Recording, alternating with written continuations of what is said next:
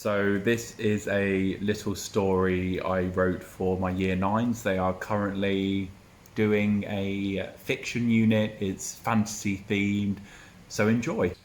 There it was. A glint of gold shimmered beneath the roots of an old twisted tree. It was the last key. Jimmy drew the rusty key close to his chest in complete disbelief. Hours had passed scouring this unfamiliar land. He had finally found the first piece of the puzzle. Jimmy began frantically rubbing away at the encrusted dirt with great eagerness until his grimy fingers revealed an italicized word. Inscribed on the key was the word journey. Feeling perplexed, Jimmy pondered over what the word meant. Could this be the elusive key that had been hidden for centuries? The key to transport him to the other world? He knew that he had to find the door, the portal, the entrance. The journey key was useless without finding the gateway.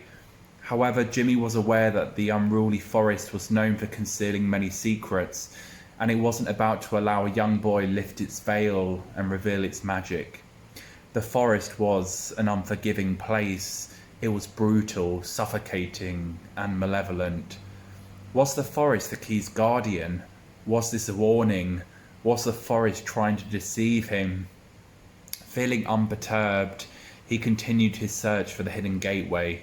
Time was running out. Unexpectedly, a hush fell over the forest. Hardly a sound could be heard from anywhere. The birds had disappeared, and a roaring of a nearby waterfall had now been reduced to a mere trickle. Jimmy scanned his surroundings and felt instantly alarmed. Then, suddenly, Jimmy felt a welcoming warmth brush over his body. Feeling positive, he closed his eyes and embraced the new sensation which was now rushing throughout his entire body. Then something out of the ordinary happened. An invisible force began guiding Jimmy to an unfamiliar route. Jimmy relaxed his body and was soon floating inches above the ground. It was like he had momentarily been gifted with a sacred power, the power to perhaps find the final piece of the puzzle. Jimmy floated effortlessly for some time before coming to a halt. Then, without any warning, he dropped to the ground, creating a loud thud. Silence. Jimmy carefully rose to his feet and brushed away the loose dirt from his yellow poncho. Standing majestically in front of him was the most beautiful tree he had ever seen.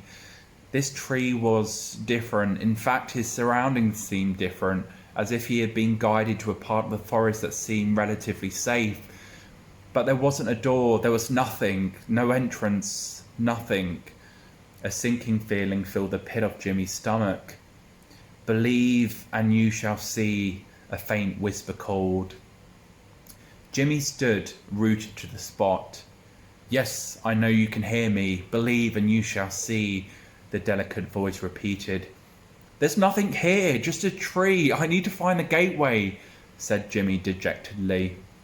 Upon uttering his last words, Jimmy closed his eyes tightly and did his best to imagine a door or anything suddenly appearing. He took a small peek. Again, nothing. He tried again.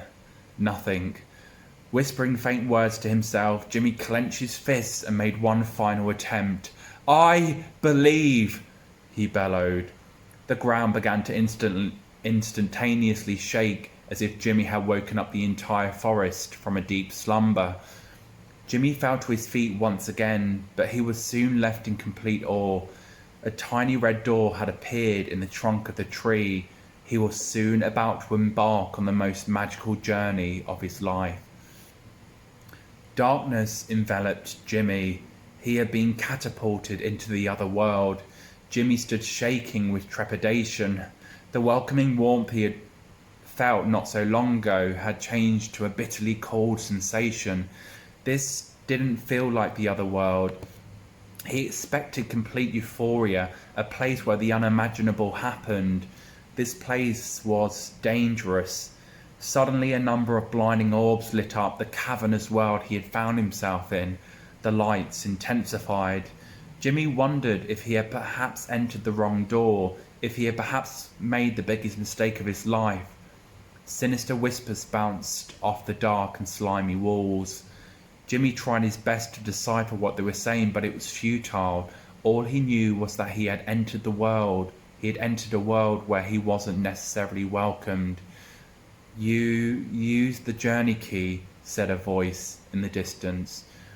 Jimmy carefully rubbed his eyes. Coming slowly towards him was the silhouette of what looked like a young girl. "Yes, I did. I wanted to find the other world." "The other world?" The girl scoffed, edging closer and closer to Jimmy. Soon the silhouette had transformed into a dark-eyed girl wearing a stained school uniform. Jimmy didn't know what to think. He didn't know how to act. He had been transported into another realm, and he was no longer alone.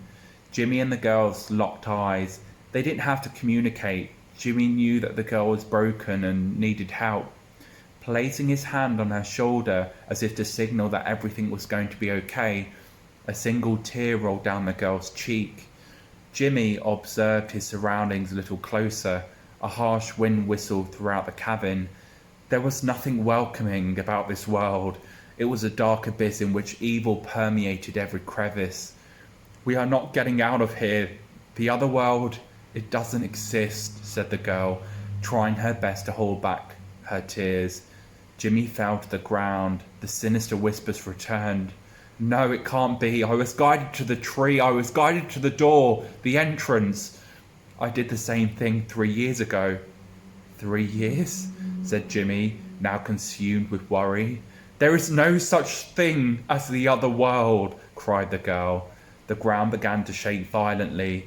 Grabbing Jimmy's hand, everything suddenly turned black.